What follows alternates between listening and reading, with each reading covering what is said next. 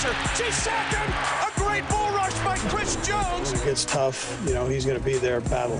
Players appreciate it. The Chiefs put the hammer down with a 34-yard touchdown pass. The 10, still not out. Oh, what a run out of this world. Ball up to 20, 10, 5, touchdown. All right. Good win. Appreciate the fans and them sitting through that cold. That it was brisk out there.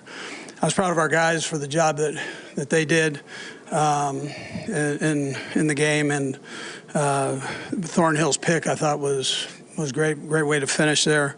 Trav and Pat with that series there. It ended up being a big one for us. We had kind of gone through a stall there and had too many mistakes, drop balls, fumbles, whatever, too much. And but anyways, we bounced back and took care of that. I thought overall our defense had just a great day. And some of those young guys, I mean, 21, 6, 35 guys played their tail off. Bolton, another big day with 17 tackles. And the D-line, I thought, was extraordinary. I know it was an emotional game for Frank Clark, having played there. So, you know, making sure he came out of the right tunnel, right? So he did a nice job. Other than that, we had no injuries, so time's yours. Coach, you mentioned the defense. It seemed like there was a concerted effort to lock up L'Jarius Sneed, the shadow, or travel with DK Metcalf. What went into that decision? Yeah, well, that was the scheme that Spags had set up going in. I thought he did a nice job. That's a good football player there, and so, you know, Sneed is a good football player too. So matching him up, I thought that was a smart thing by Spags. I thought our coaches did have a good game plan together too. My hat goes off to them. Certainly that worked for you today. And why today? What was it about today's matchup that led you to?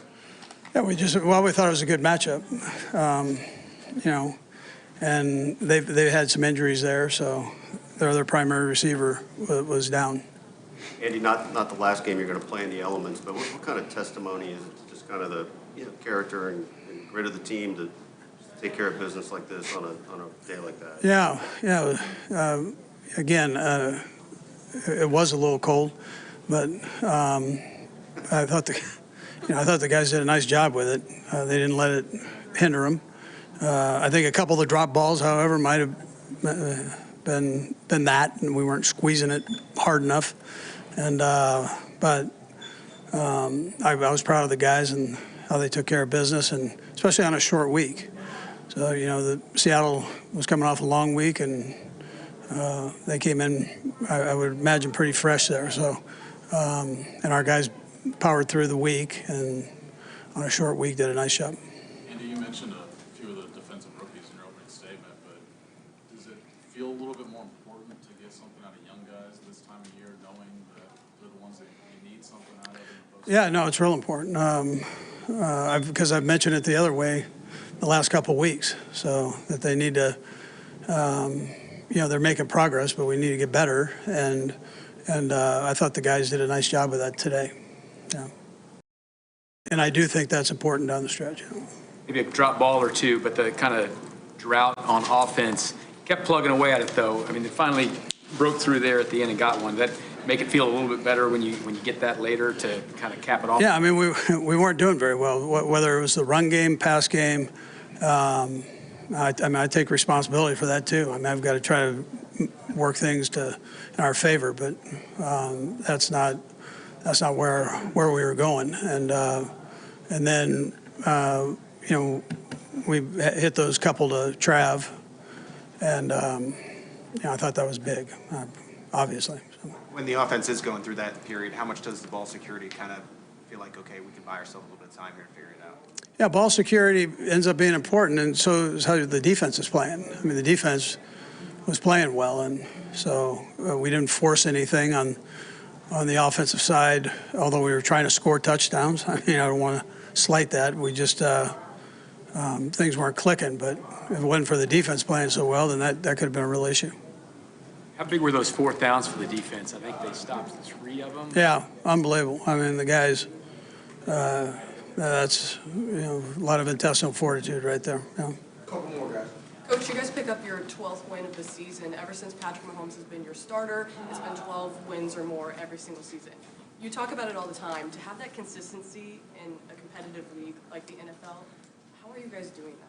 Yeah, well, how great is that, though? I mean, and the accolades that he receives, he deserves all of them. And then the guys around him also working in with that and making it happen. So, but it's a tribute to Pat and the energy that he's brought to the group, and then the guys rallying around him, obviously. All right. Thank you. Okay. Merry Christmas, by the way. Yeah. Coach Reid has to like these sweaters. Cousin Eddie would too. I don't know if Cousin Eddie's from the Chiefs Kingdom. He's from Coolidge, Kansas. Yeah, heck yeah. But a win here over the Seattle Seahawks on Chiefs Rewind as we discuss it. And Kansas City gets its 5th straight 12-win season. That's 3rd most all-time in NFL history. That's where we start. Yeah, we can't normalize that, right? It's just unbelievable what Coach Reid has brought to Kansas City. The tradition of winning we have established. Cannot take this for granted. This does not happen often in the NFL.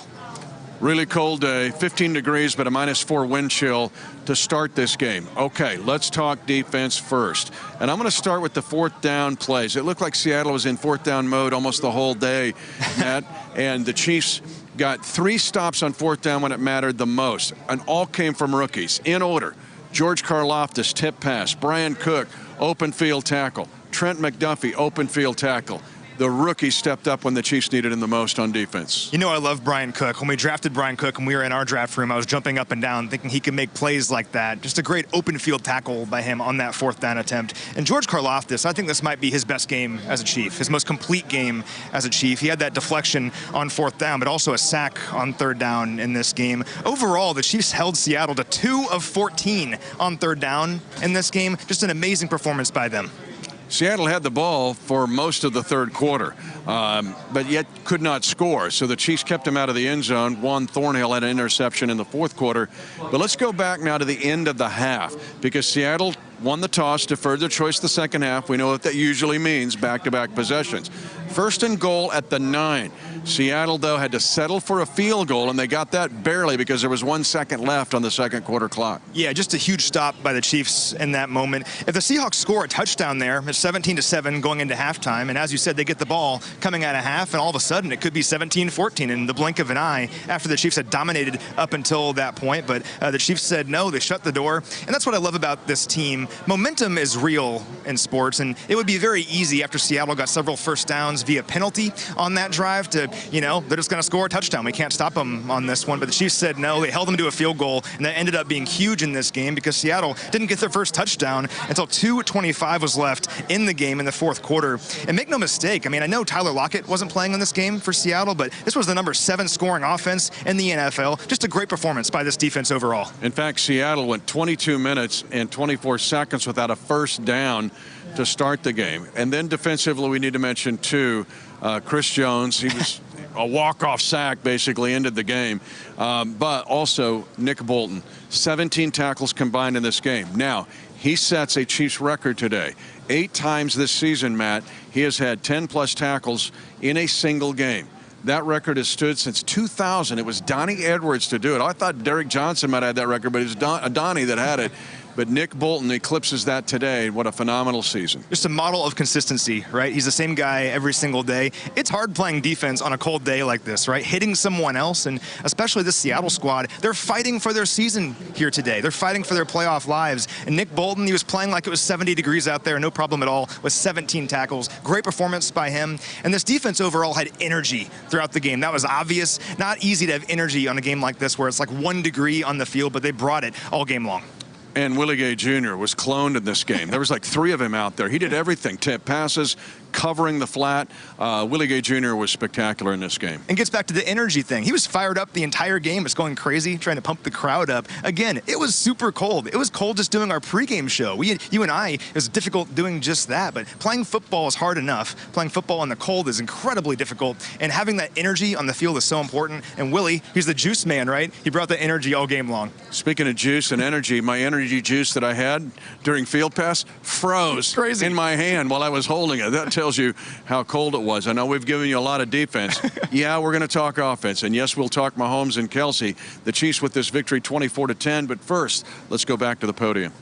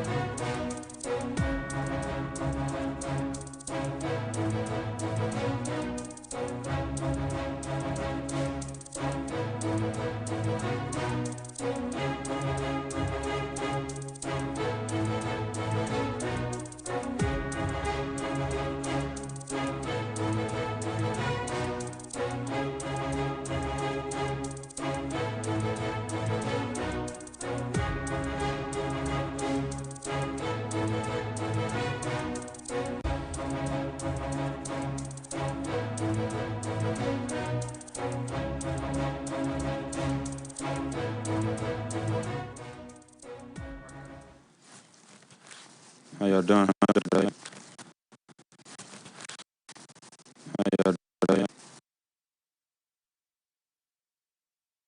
It was pretty dope.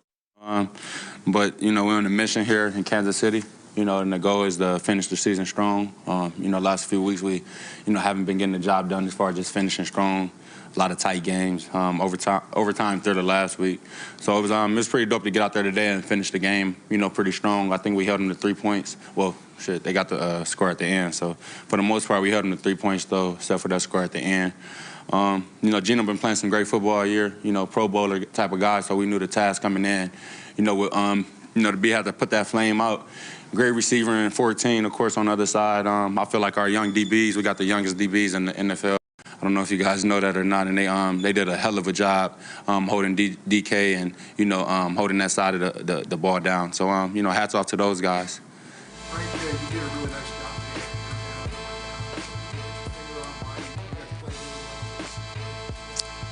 I give hats off to our coaches. You know, they prepare us usually.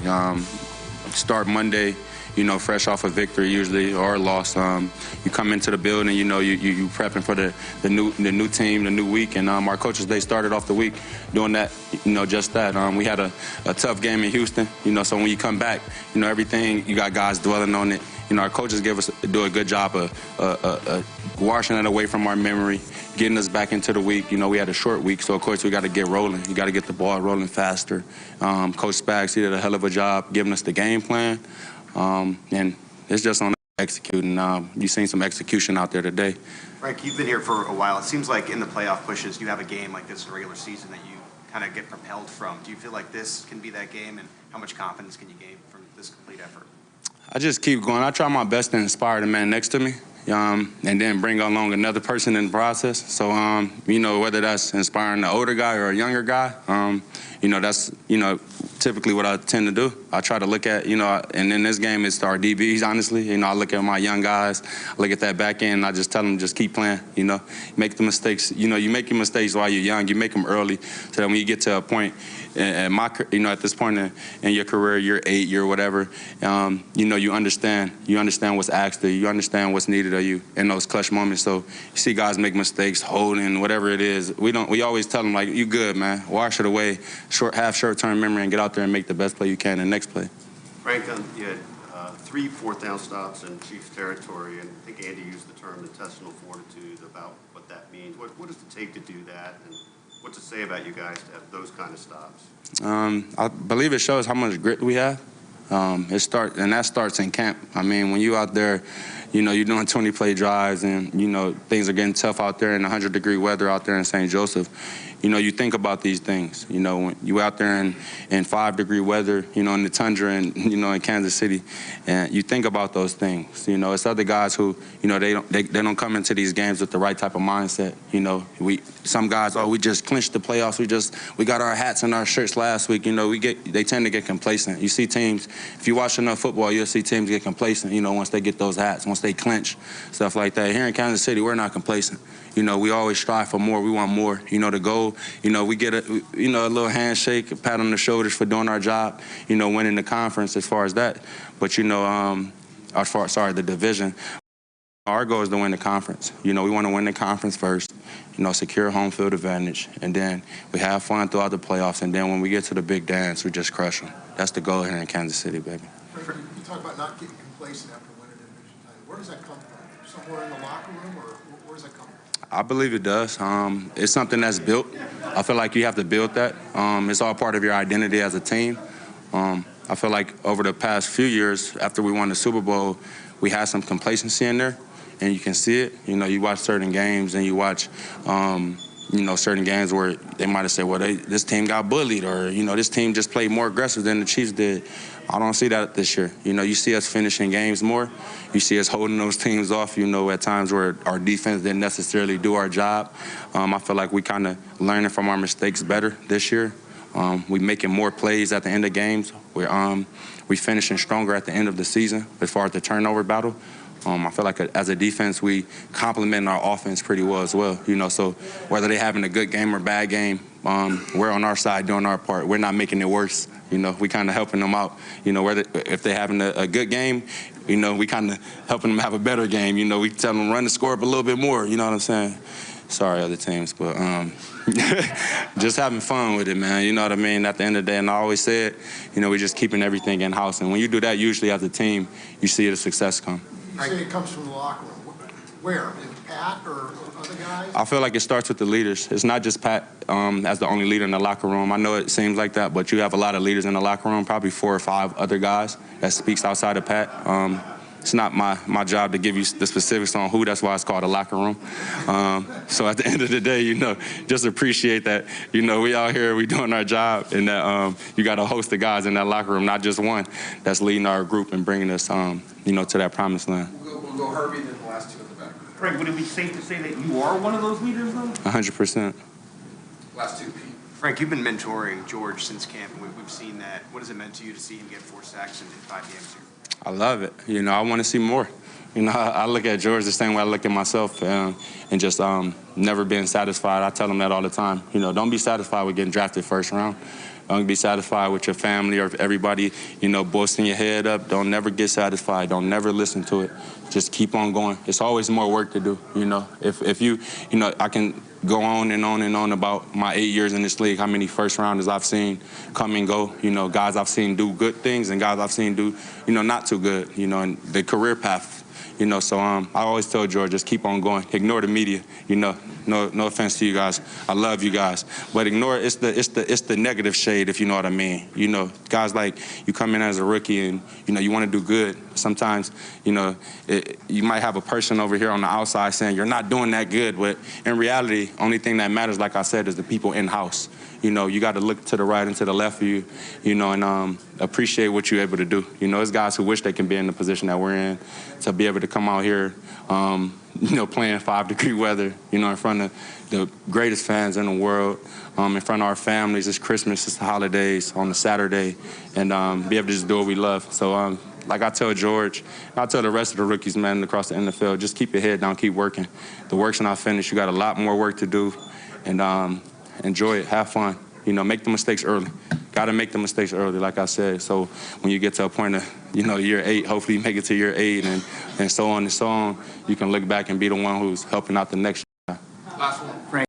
It is a nice way to start off the Christmas weekend, right? You got to win. What are your plans for Christmas Eve and Christmas Day around the clock? Man, a big win. I'm going to go spend some time with the family. You know, I'm a family guy, so I'm big on being in the house with the family outside of being on the field with my boys. So I'm going to go chill with the family, kiss on my babies a little bit, and eat some food. You know, I'm hungry. I know y'all kind of hungry, you know what I mean? Get some good food in me. And honestly, man, like I said, short-term memory, I got more football to play. We got to finish the season strong, 2 more games to finish the season strong. And, you know, see y'all New Year's. New Year's is coming. That's the next game. So, you know, New Year's 2023, it's on the way. Love y'all. Chiefs Kingdom, baby.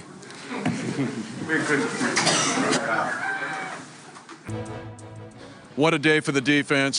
One of the heroes is with us right here, safety 1, Thornhill, number 22. Let's talk about your pick. First of all, it came at a big time because if they get in the end zone there, it's a 7-point game. What about the interception? I mean, I didn't do anything too special. I just was playing games with the quarterback, gave him one false step. He threw the ball in the air, and I just had to make it count. That's all I had to do. And you were close to getting another one. Oh, yeah. I had one, but it's cost of doing business sometimes. When you have guys that's real physical, refs will throw flags sometime. And I'm still not mad at LJ for that because he played a heck of a game. Let's get into what this defense did today as a team. You guys were on the field a lot in the third quarter, but you did not allow them to get to the end zone. What about the work you had to do as an entire defense in the third quarter especially? I mean, one of the things we focused on was tackling and eliminating the big plays, and I think we did that today. Our guys covered well on the back end, and when we cover well, the defensive line can eat, and they definitely were doing that. They made our job so much easier, so taking my hat off to those guys up front. And how difficult was it to play in these elements? At first, I mean, it took some time to get used to because I think this might be the coldest game I've ever played in 4 years. But I think it helped us out because, like, it showed those guys dropped a couple balls that they shouldn't have dropped. But it was brutal, honestly. It's still a great play and job by the defense in this game. To get 3 fourth-down stops was big, and it was the rookies. Karlaftis gets a tip pass. Your guy Cook gets an open field tackle, and then Trent gets an open field tackle. What about those plays made by those guys? And did you sense that Seattle was in 4-down mode almost the whole game? I didn't really think that they would be, but I mean, obviously they did. But those guys stepped up and made some huge plays for rookies, man. Like, those guys prepare hard each and every week, and my hats go off to them because I love those players. I mean, they play hard every week. How big is it on this? You know, you and I have been around football a long time, but the way the offense pulls for the defense and the defense pulls for the offense, how unusual is that there's a closeness on both sides of the ball for each other? I mean, some organizations, their team don't really pull for each other. I hear interviews all the time where guys are pointing fingers, and that doesn't happen here. Like, we're pulling for each other each and every down because, like, there's times when Pat comes to the sideline, like, let's go defense. We got y'all next time. We apologize for that. And I just love it here, man. Like, the guys, they fight for each other, and when you got a team like that, that can take you a long way. You guys, you're so very versatile. A lot of Justin was up near the line of scrimmage today, but that puts you in deep coverage.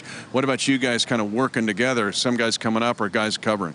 I mean, we do a lot of different things, honestly. Like, with Justin showing up pressure, like, the quarterback always thinks he's coming, but sometimes he's just bluffing. He pop out of there. So if you got Justin up there thinking the pressure's coming, the quarterback's rushing to get the ball out of his hand, and that allowed me to make more plays on the back end. So Justin's doing a heck of a job. Guys, everyone's doing a heck of a job and making a lot of plays.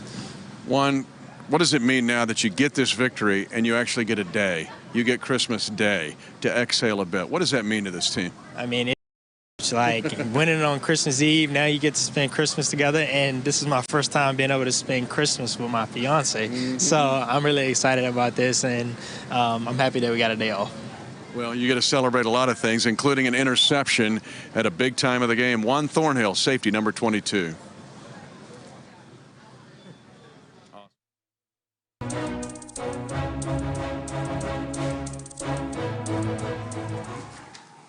Patrick, I know that you guys, what you did on offense, but looking at the other side of the ball with defense and holding that team to 3 points, how proud were you to see that performance? Oh, I mean, I was extremely proud. I mean, that's a really good offense. They've put up points on a lot of teams this year, and so for our defense to stop them in so many critical moments, that's what we need going forward. I mean, when they play like that, we're going to be a hard team to beat, and offensively we got to execute at a little higher level. We got what we needed done, and credit to the defense, man, of kind of holding us in there when we were struggling. How much did that Juan Thornhill energize you guys? Because you went right down the field after that pick, and kind of put the game away. Yeah, I mean, I went to the sideline kind of after we had a few drives in a row where we kind of fizzled out really fast, and I just said, hey, how the defense is playing, we just need one more score to kind of put this game away. I thought the guys responded well. I mean, obviously, Travis got lost in space 2 times in a row where we wanted to throw deep, but, I mean, when they played that deep of coverage, just hitting Travis over the middle usually is a good thing, and he was able to get us down there into the red zone, and we were able to punch it in and get the touchdown. How important was it putting together a clean game, not turn the ball over, and be able to control that on the offensive side? Yeah, I mean, I'm gonna keep saying it, but when the defense is playing like that, it's my job to not make those struggles worse. And so, if that's just throwing the ball away, or if we're not getting the first down, not forcing it, that's what you have to do. And so, defense they stepped up, made a lot of big plays, and then I just was patient enough to get us enough points at the end of the game. What did you see with your touchdown run? Yeah, they did a pretty good job. After I looked at it, I realized that they dropped, like, my last guy Juju was wide open in the end zone. But we did a play where we kind of had a front side read where I wanted to either throw a flat to a little hook route to Kels across the middle, and they covered it well. And I started running, trying to find the edge, and I was able to just get enough of that pylon. I grazed it, and I knew it was close. I grazed it, and I knew the rule that if you touch the pylon, you're good. So luckily enough, I stayed out of bounds and was able to get in the end zone. Did you stand on purpose too? No. That was definitely not on purpose, but it shows, hey, the wrist is a little strong, man. I had a little push-up position. I'm not going to say I'm the strongest guy in the world, but I've done a little bit to hold myself up. Is there any way to practice that, Patrick? Not that one. There's no way to practice that one. I mean, we do a lot of things to try to put me in different positions to go out there and excel. But at the end of the day, you get down there towards the end zone, and then at the late part of these football games, you have to just go out there and be a competitor. And we were able to get it into the end zone on a big drive that kind of helped put the game away. You had a play that Travis earlier in the game where he was blanketed by, looked like 39. Do you get the sense that if you just throw it in his vicinity, he's going to find a way to come down with it? Yeah, I mean, it's all about matchups. I mean, I think that's a lot about this league, and 39's a bigger safety, a good player, Tabor. But whenever Trav kind of has a guy on his back, I try to put in that one spot only where he can make a play on it. And, I mean, tough conditions today, obviously cold, but I thought the guys battled through and made a lot of big plays. And, I mean, when he's one-on-one, like I said, I always try to give him a chance, and I'll keep going back to him. Patrick, at what point when the defense is playing like you kept mentioning, do you actually change anything that you might be doing? Yeah, the only thing I really change is kind of more for like on the scramble plays. Instead of trying to force something and make a big play whenever it's not there, or throw a deep one and kind of put it in like a 50-50 ball, I'll just take it. I'll kind of just take what's there, throw it underneath, or try to scramble for it. And I think that's what I've learned as I've kind of grown in my career is when the defense is rolling, don't give the momentum to the other team. Keep playing the field position battle. We have a great punter, and play the field position battle, and whenever we get our opportunities, we'll strike them. During a scramble, it actually enters your mind? I don't know if I think it subconsciously does. Like, I think about it before. You think about it kind of throughout when the defense is out there and you're on the sideline and they're getting the stops and they're punting. You just say, hey, like, we want to go out there and score, obviously. We want to score a touchdown. That's what we're always thinking first. But if it's not there, don't force it. Just take what's there and keep the chains moving. And we were able to do that there on the last drive. Do you see yourself thinking like that more based off what happened in Denver? You all were 27 really, of course, the interceptions happened. Do you see yourself thinking more subconsciously about that?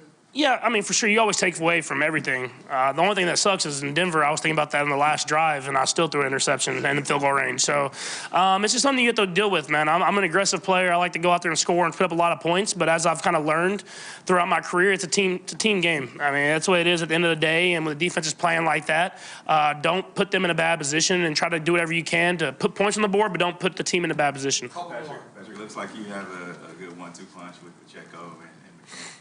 What are you saying from those guys? Yeah, I mean, they're both playing hard. I think that's the end of the day. That's the biggest thing. And those guys, both can do everything. They can run the football, but they can also catch the ball out of the backfield. And I mean, we got a good room, man. I mean, we got Rojo's, when he gets in, he's making stuff happen.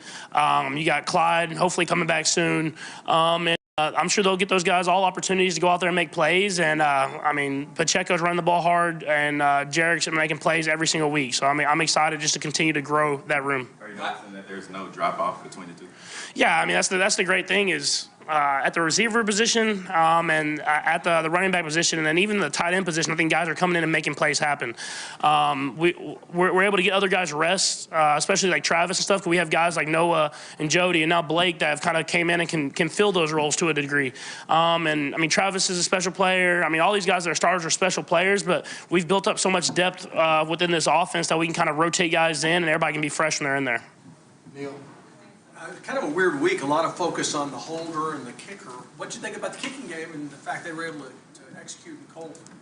Yeah, I mean, I believe we have one of the best punters, one of the best kickers, and one of the best deep snappers in the league. And Tobe is the best special teams coach in the league. And so I have confidence in those guys are going to go out there and make it happen every single time. And every great team has great special teams, and I feel like that's why we've been who we are these last few years. Frank mentioned you can't have any letdown after you get the hats and T-shirts for winning the division. Can you just speak a little bit about the mentality you guys had coming into this game, how you just have to finish the season and where that kind of comes from? Yeah, I mean, obviously we don't control our own destiny as far as the 1 seed, but we want to put ourselves in the best position to be at Arrowhead as much as possible in the playoffs. And that takes us getting better as a team every single week. And we play a lot of great teams to end the season. And how can we get better? And I thought we got better as a team this week. The defense played really good against a really good offense. The offense we executed at some points really well, but we're going to learn from this and try to get better next week. And you want to be playing your best football going into the playoffs, and I feel like that's where we have to continue to get better and better. Is let's put that full game together, offense, defense, special teams, and thought we did a pretty good job of it today, but we could be even better going into these last 2 weeks. Last one here. Patrick, I got to ask you about Christmas. You know, you got a new Christmas coming up for someone in your family, so what's the plan for going forward and just enjoying Christmas? Yeah, I mean, the schedule worked out well. I saw this early in the year to play Christmas Eve at 12 o'clock. Now I get to go home and spend Christmas Eve with my family. We flew like all the family up, so they're going to be there at the house and get to enjoy Christmas with everybody. And Coach Reid gave us Sunday off, so we have Christmas Day off. We get to watch football, basketball, everything. And so it's going to be a great day with all the family. And I'm trying to do like the gingerbread houses, and I'm going to be competitive. I'm going to try to win it. Merry Christmas. Festive mood here in the locker room club. A little Christmas celebration, holiday celebration. The Chiefs get a Christmas Eve victory over the Seahawks, 24-10. We talked a lot of defense at the outset.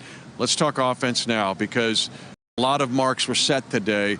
But Patrick Mahomes, efficient, tough. His run to get the Chiefs up 24-3 was something of beauty. But he goes over 4,500 yards and 35 touchdowns for the 4th time in his career. Only Tom Brady more in NFL history with 5. Incredible stuff. And Patrick Mahomes on that touchdown run, you can see his desire in that moment. Again, it's so cold out there today, but he doesn't care. Just dives to the pylon. Gets really the game-sealing touchdown there for the Chiefs. He finishes this game 16 of 28 for 224 yards and 3 total touchdowns. No big deal. Just a normal day at the office for Patrick Mahomes. He now has 37 touchdown passes on the year. That matches his total from all of last season. And 12 rushing touchdowns in his career. That's a Kansas City Chiefs record. It was awesome to see him and Kelsey team up back-to-back for 72 yards on 2 receptions that led to that touchdown run. But now Kelsey, 801 yards receiving in his career. The fastest tight end to get to that point in 17 games. He does it in his 142nd game. These guys, week by week, are breaking records. Just incredible stuff. And again, the offense was struggling there in the second half, but all of a sudden, on 2 plays, the Chiefs get 72 yards in the blink of an eye. That's what Patrick Mahomes and Travis Kelce can do, right? You can hold them down for an entire half, and all of a sudden, they're moving right down the field with ease. He has 6 grabs for 113 yards here in this game. His second consecutive game with at least 100 yards receiving, his 6th overall on the season. Just great stuff from Kels once again. So leave out the offensive line. Creed Humphrey had an amazing block on a Pacheco screen pass of 30-plus yards. You and I thought Pacheco may go all the way. But the fun part of that, go back and watch it, was Creed Humphrey obliterating the defender. And the toughness of these guys are just on display in this game. I keep saying it over and over, but it was really cold out there today, and these guys deserve so much credit for going out there and battling the way that they did. Not fun hitting guys in the cold like this, but our offensive line didn't care. Yep, we got the parade of guys going behind us, as always, our live audience here on Chiefs Rewind celebrating. What's awesome, though, I'll get to this in a second. Let's bring up Harrison Butker here, right? Perfect on every kick. The 47-yarder he hit from my left to right might be as good as his 62-yarder, which is the longest kick this year in the NFL. Because with the conditions today, watching warm-ups, those guys were kicking shot puts, man. It was like they're kicking rock dirt clods, and he nailed that 47-yarder. That was big, and he hit every extra point. Yeah, the ball was a rock today, and when we were out on the field during pregame for our pregame show, we were looking at the ground saying, how is anyone going to kick a field goal here in this one? It's going to be super difficult. Huge props to Harrison, trying to get back on track. He did that, I think, here in this game, and we're repping his clothing line today with these winter sweaters. These are Harrison's sweaters, so shout out to Harrison in this game. I've had a lot of people that have offered money for mine, so you might make a little money. Get Ellie. I'm not selling this. Get her something nice for Christmas, Clark. So one great thing about this now is the Chiefs Kingdom can celebrate the holidays at least for a day. Everybody that works with us at 65 TPT, they've busted it all. This has not been an easy week. The weather, short week, people have had to, it's been tough. But for our players, coaches, their families, this is a big deal. They get a chance to exhale and spend Christmas with their families. And they deserve this. Yes. When you choose a life in pro sports, you're choosing a life where you're not going to see your family a whole lot, especially on the holidays. But when the schedule first came out back in May, we looked at this and said, if we can win that game on Saturday and have a good season up until that point, it's going to be a pretty nice Christmas, right? And here we finally are. Christmas is tomorrow. We can celebrate a 12th win on the season, and just a great season so far for the Chiefs. We can enjoy some football tomorrow with the win already in the bag. And we get ready for the Denver Broncos in a rematch. We know Buffalo won today. They were challenged for a while by Chicago, but the Chiefs are still losing that tiebreaker, tied with Buffalo in the standings.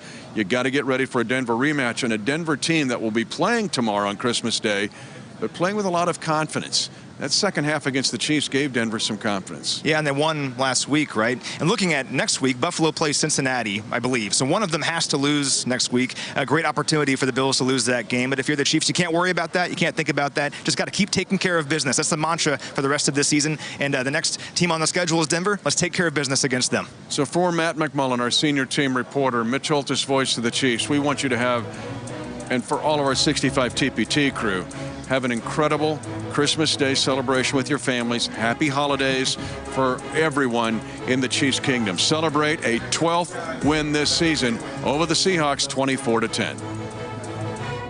Chiefs Rewind is brought to you by Ford, the official car and truck of the Kansas City Chiefs, and by Community America Credit Union, the official banking partner of the Kansas City Chiefs.